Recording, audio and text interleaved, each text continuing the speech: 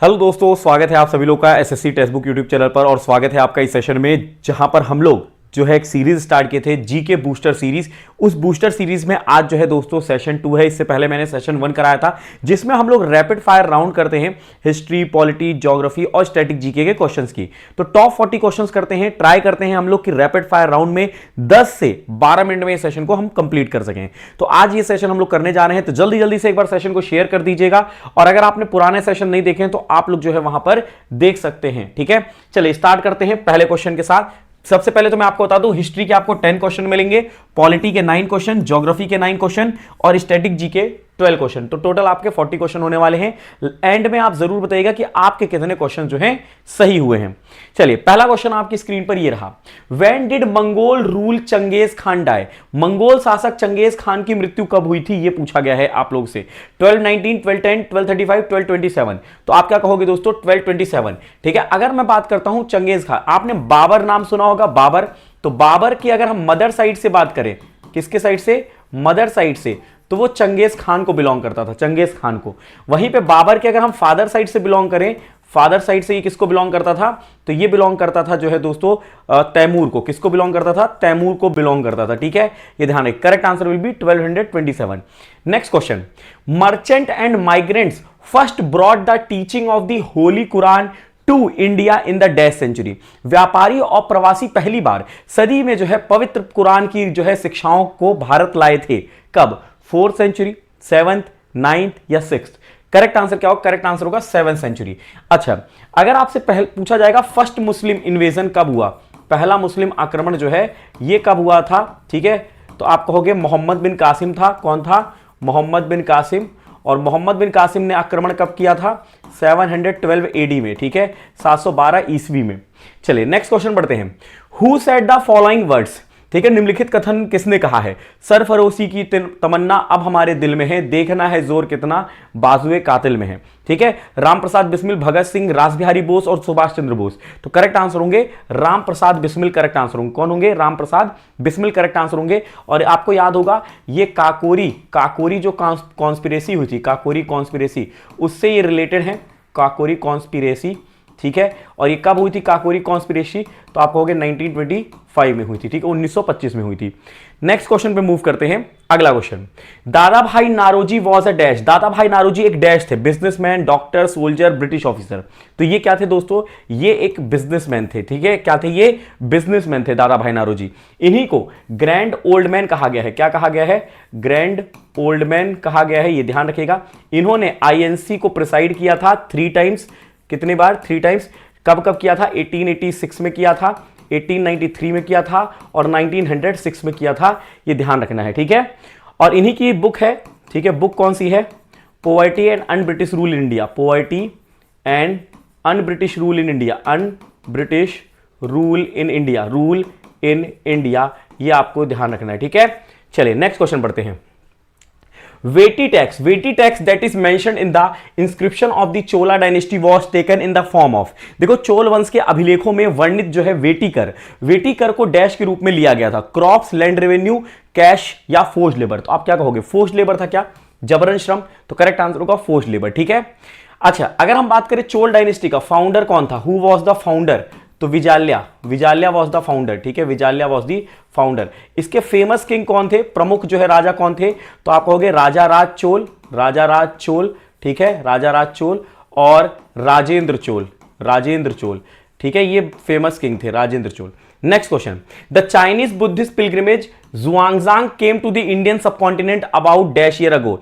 चीनी बौद्ध तीर्थयात्री ह्वेनसांग ने लगभग डैश वर्षों पहले जो है भारतीय उपमहाद्वीप की जो है यात्रा की थी। 1100, 1700, 2000 या फिर 1400। तो दोस्तों ह्वेनसांग की बात हो रही है। ह्वेनसांग जो था ये किसके समय में आया था? राजा हर्षवर्धन के समय में आया था। ठीक है, 630 एडी के आसपास आया था ये। ठीक है, तो करेक्ट आंसर यहां पे क्या हो जाएगा? लगभग जो है 1400 साल पहले। ठीक है, 1400 साल पहले।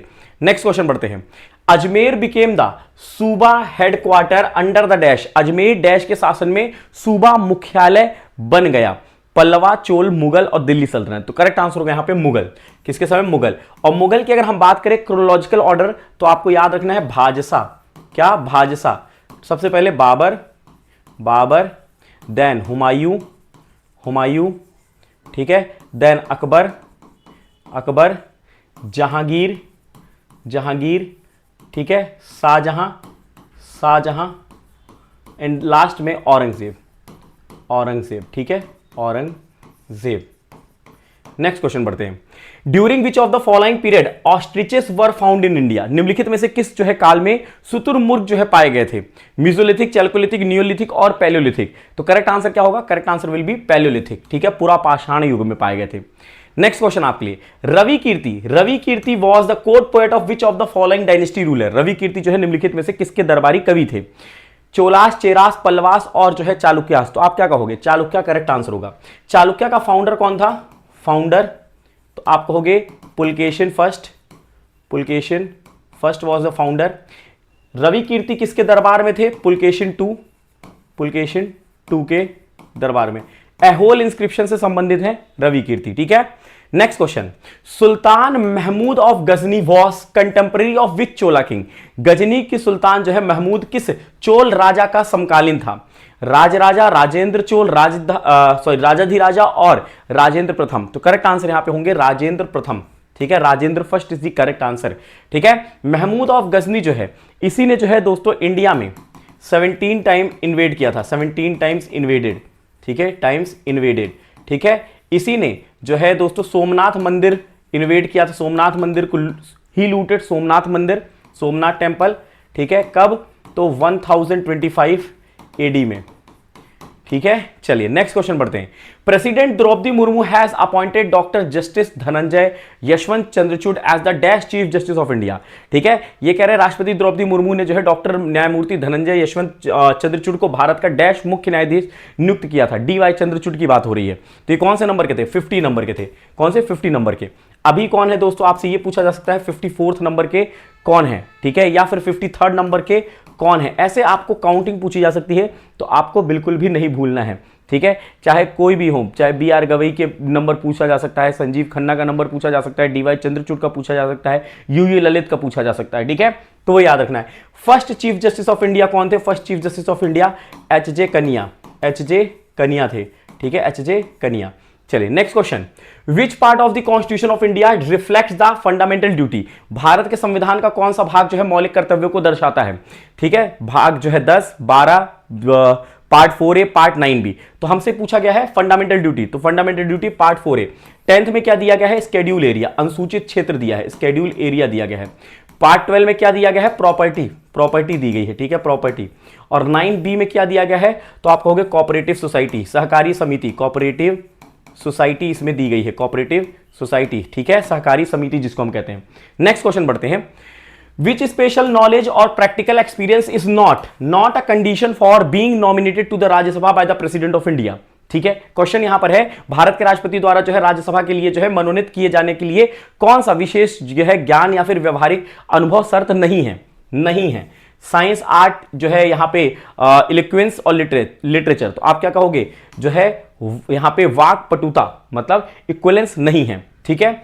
इन which year were the 73rd and 74th amendment passed by the parliament? संसद द्वारा 73वां और 74वां जो है संशोधन किस वर्ष पारित किया गया था? तो आप क्या कहोगे? 1992 में किया गया था, 1992 में। 73 के थ्रू क्या आया था? पंचायती राज, क्या आया था? पंचायती राज आया था। और 74th के थ्रू क्या आया था? म्युनिसिपैलिटी, नगर पालिका, म्युनिसिपैलिटी आई थी, ठीक है, म्युनिसिपैलिटी। चलिए नेक्स्ट क्वेश्चन बढ़ते हैं। Who took the oath as 49th chief justice of India in August 2022?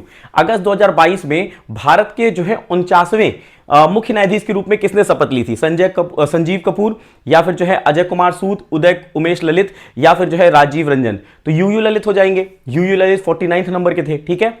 Which article of the constitution separate the judiciary from executive? मतलब जो है कार्यपालिका को न्यायपालिका से कौन पृथक करता है? आर्टिकल 143, 50, 144 और जो है 74। तो करेक्ट आंसर यहां पे होगा आर्टिकल 50 जो है करेक्ट आंसर हो जाएगा, ध्यान रखिएगा। 74 में क्या दिया गया है? काउंसिल ऑफ मिनिस्टर, ठीक है, काउंसिल ऑफ मिनिस्टर, मंत्री परिषद की बात की गई है, ठीक है, ये ध्यान रखिएगा। 143 में एडवाइजरी पावर दिया गया, सलाह शक्ति दी गई है, एडवाइजरी पावर, ठीक है। चलिए नेक्स्ट क्वेश्चन बढ़ते हैं।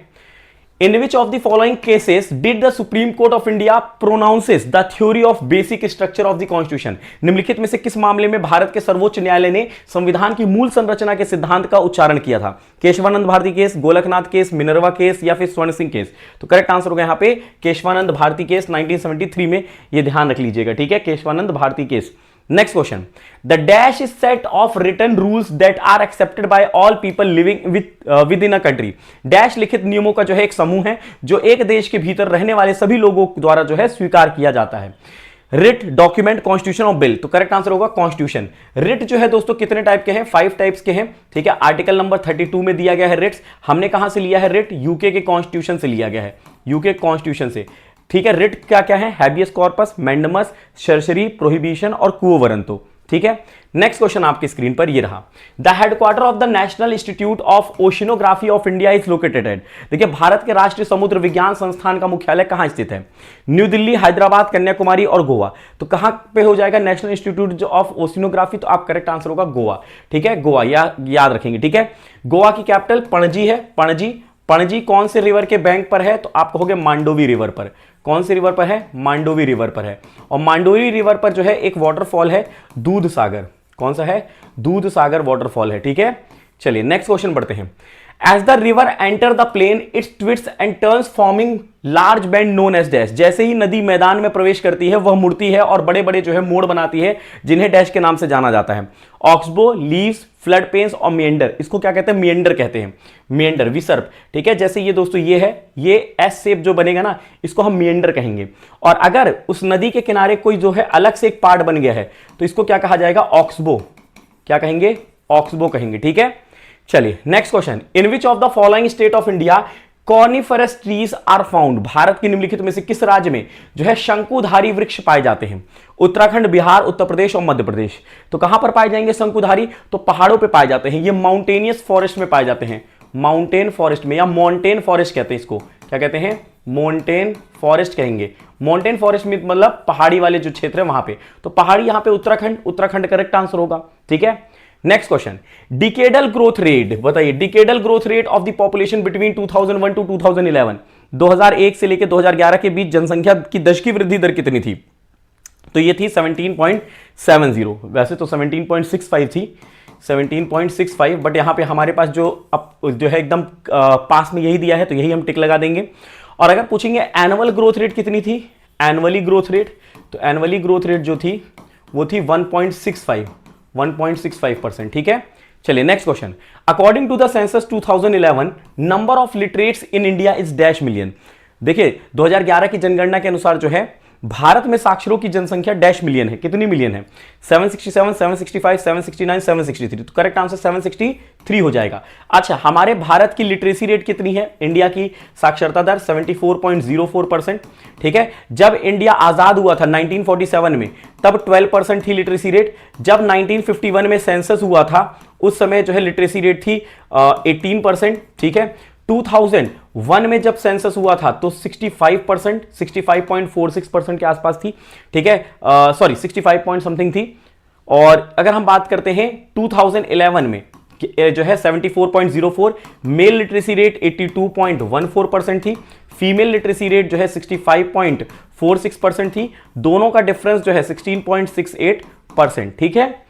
चलिए नेक्स्ट क्वेश्चन मूव करते हैं। अगला question, according to the census 2011 which is the least populous state? भाई सबसे कम जनसंख्या कहां की है? तो सिक्किम की है, तो Sikkim will be the correct answer. यहां की 6 लाख जो है जनसंख्या है। सबसे ज्यादा कहां की है? यूपी की है। कितनी है? 20 करोड़ है, ठीक है। सेकंड नंबर पे महाराष्ट्र है, 11 करोड़ है, ठीक है। और थर्ड नंबर पे बिहार है, बिहार पे जो है 10 करोड़ है। कितनी है? 10 करोड़ है। अगला सवाल, in India census is held regularly every dash year. देखिए भारत में प्रत्येक जो है वर्ष पर जो है जनगणना की जाती है, तो 10 वर्षों पे की जाती है। पहली जो सेंसस आई थी वो आई थी 1872 में।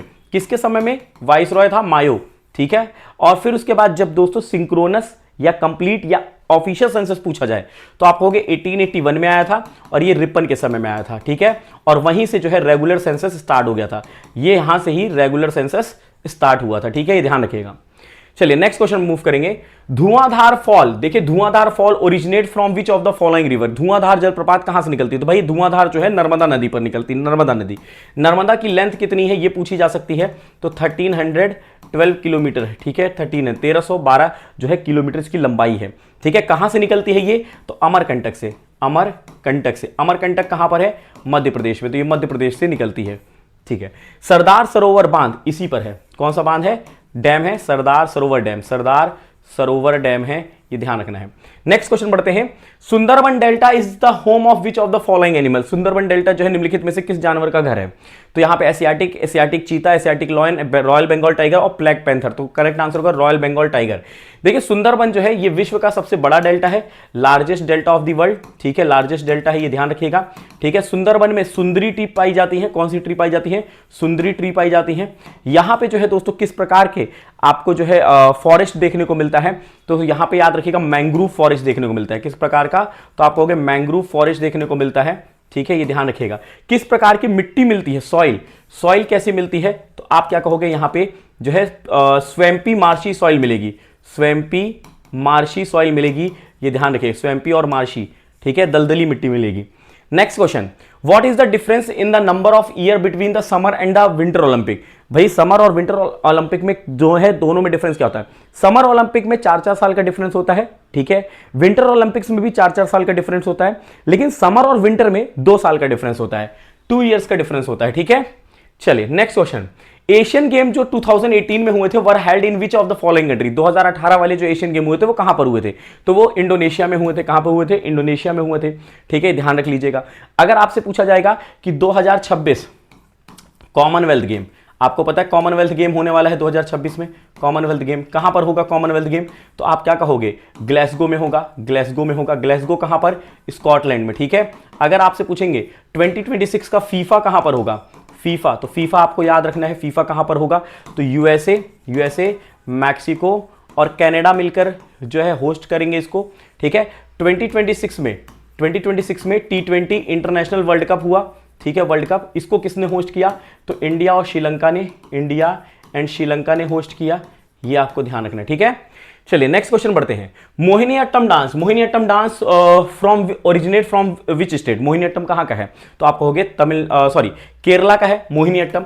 कर्नाटक का कौन सा है? यक्षगान, ठीक है, यक्षगान बहुत ही फेमस डांस है, बट ये क्लासिकल डांस नहीं है। तमिलनाडु में भरतनाट्यम, भरतनाट्यम ये है भरतनाट्यम, भरतनाट्यम जो है ये क्लासिकल डांस है, ठीक है। महाराष्ट्र में लेजिम डांस होता है, लेजिम। तमाशा डांस होता है, तमाशा, ठीक है। यहां पे जो है लावनी डांस होता है, लावनी डांस होता है, ठीक है। कोली डांस होता है महाराष्ट्र के। अगला क्वेश्चन आपके लिए, which of the following Indian classical dance form uses various colours on the face to symbolise the characters? भाई ऐसा कौन सा जो है शास्त्रीय नृत्य है जिसमें जो है चेहरे पे बहुत सारे रंग लगाए जाते हैं? तो वो है कथकली, कथकली जो कि केरला में किया जाता है। कहां पर? केरला में किया जाता है, ठीक है। नेक्स्ट क्वेश्चन है, for which year was Manna day honoured with the Dada Saheb Phalke award? देखिए मन्ना डे को जो है किस वर्ष के लिए जो है दादा साहेब फाल्के पुरस्कार से सम्मानित किया गया था? तो इनको दिया गया था 2007 में। कब दिया गया था? 2007 में। Who among the following was the first Indian female musician to win the Grammy Award? निम्नलिखित में से जो है कौन ग्रैमी पुरस्कार जीतने वाली पहली भारतीय महिला संगीतकार थी? नीति मोहन, तन्वी शाह, श्वेता पंडित और जो है शाल्मली घोलकोड़े। तो करेक्ट आंसर होंगे तन्वी शाह, ठीक है, पहली महिला। अच्छा दोस्तों एक सवाल ये पूछा जा सकता है, ऑस्कर अभी दोस्तों दिया गया, ऑस्कर अवार्ड दिए गए, ठीक है, 2026 वाले कौन सा एडिशन था? 98th एडिशन था। इसमें बेस्ट फिल्म किसको मिली है? बेस्ट फिल्म ये आपसे पूछा जा सकता है, तो आप मुझे कमेंट करके जरूर बताइएगा बेस्ट फिल्म किसको मिला है, ठीक है। Next question, who among the following was the first recipient of the state annual award Nisha Gandhi Puraskaram from the government of Kerala in 2013? तो आप क्या कहोगे? माधवी मुडगल, शोभना सी पिल्लई, उदय शंकर और मृणालिनी साराभाई। तो करेक्ट आंसर मृणालिनी साराभाई। मृणालिनी साराभाई जो है कौन सा डांस परफॉर्म करती थी? भरतनाट्यम। कौन सा? भरतनाट्यम डांस परफॉर्म करती थी, ठीक है, ये ध्यान रखेगा। चलिए next question, which of the following dance form did not originate in south India? निम्न में से किस नृत्य शैली की उत्पत्ति दक्षिण भारत में नहीं हुई है? तो आप क्या कहोगे? तो यहां पे करेक्ट आंसर होगा सतरिया, क्योंकि देखिए कथकली केरला का है, कुचिपुड़ी आंध्र प्रदेश का है, आंध्र प्रदेश, केरला मतलब केरलम, ठीक है। भरतनाट्यम तमिलनाडु का हो गया है, सतरिया जो है असम का है, ठीक है। तो correct answer Sattriya. Singer Sujata and जो है Ananthu have been awarded with the जो है Kalaimamani award for the year dash by the Tamil Nadu government. देखिए गायिका सुजाता और जो है अनंतु को तमिलनाडु सरकार द्वारा जो है डैश वर्ष के लिए कलई मामनी पुरस्कार से सम्मानित किया गया था। 2022, 2019, 21 क्या हो जाएगा यहां पे करेक्ट आंसर सभी लोग बताएंगे। तो करेक्ट आंसर यहां पे होगा 2021 करेक्ट आंसर होगा। नेक्स्ट मूव करते हैं, who among the following von a Padma Vibhushan award in the year 1971। 1971 में किसको पद्म विभूषण मिला था? तो यहां पे करेक्ट आंसर हो जाएंगे उदय शंकर, जिनको फादर ऑफ मॉडर्न डांस या फादर ऑफ फ्यूजन डांस कहा जाता है। How much purse money was given to the Sangeet Natak academy fellow in 2019? तो करेक्ट आंसर होगा 3 लाख। 3 लाख दिया जाता था, ठीक है। The table tennis, how many legs are allowed in a row on a serve? देखिए टेबल टेनिस में एक सर्व पर लगातार कितने जो है लेट्स की अनुमति मिलती है? तो यहां पे अनलिमिटेड लेट्स की मिलती है, ठीक है। तो ये एक दोस्तों छोटा सेशन था, हमने ट्राई किया है कि 20 मिनट में इसको जो है दोस्तों 20 मिनट के अंदर खत्म कर दिया जाए, ठीक है। और अगर आप डिटेल में चीजों को कवर करना चाहते हो तो आप हमारे साथ सुपर पास लाइव पर जुड़ सकते हो। सुपर पास लाइव पर पूरी थ्योरी कवर करा दी जाती है। सुबह 10 बजे ज्योग्राफी, 12 बजे जो है करंट अफेयर, ठीक है, करंट अफेयर, और 3 बजे जो है पॉलिटी की क्लास होती है। तो इन सारी ही क्लास को अटेंड कर सकते हो। 1 रुपए में आपको 2 दिन का जो है ट्रायल सेशन मिलता है सुपर पास लाइव का। आप 24 आवर्स के अंदर ये सारी चीजें चेक करके जो है फर्दर 3 मंथ्स, 12 मंथ, 18 मंथ का सब्सक्रिप्शन जो है ले सकते हैं। कूपन कोड आपको दिया गया है गौरव एम, ठीक है। और आप जब इस कूपन कोड का यूज करेंगे तो आपको जो है हर एक सब्सक्रिप्शन पर डिस्काउंट मिलेगा। साथ में जब आप अपना जो है सिलेक्शन ले लेंगे, ठीक है, तो आपको जो भी सब्सक्रिप्शन लिया तो उसका रिफंड आपको कर दिया जाएगा। ये टेलीग्राम है, तो यहां पे टेलीग्राम पे जुड़ सकते हो क्यूआर को स्कैन करके, या @गौरव सर टेक्स्ट बुक सर्च करके जुड़ सकते हो। इसी वीडियो के नीचे सुपर पास लाइव का लिंक दिया है, फटाफट से जाइए, क्लिक करके जुड़ जाइए और अपनी तैयारी जो है शुरू कर दीजिए। 2026 जो है सिलेक्शन ईयर आपका होना है। चलिए मिलते हैं नेक्स्ट सेशन में, तब तक के लिए रखिएगा अपना ख्याल। बाय बाय, टेक केयर, जय हिंद, जय भारत।